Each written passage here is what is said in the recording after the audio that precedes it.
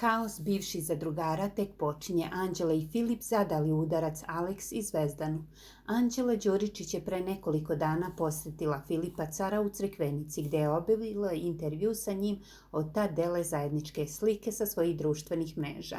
Tako je sinoć na njihovim Instagram profilu osvanula nova zajednička fotografija.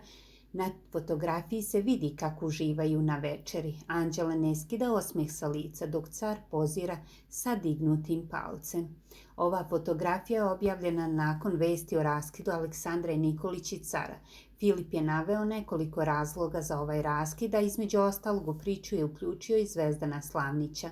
Naime, car je posumnjao da se između Aleks i Zvezdana ponovo nešto dešava, kako ona danima ne dolazi u Crikvenicu, a svakodnevno se viđa sa Anom Spasojević, koja je nedavno obnovila kontakt sa Slavnićem na društvenoj mreži TikTok.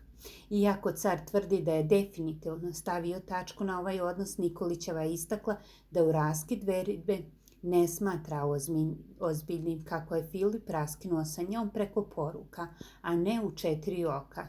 Sinoć su se oglasili Dejan Dragojević i Maja Marinković. Dragojević smatra da je raskid lažan i da su Aleks i car samo hteli da dignu prašinu kako bi imali veću zaradu na TikToku.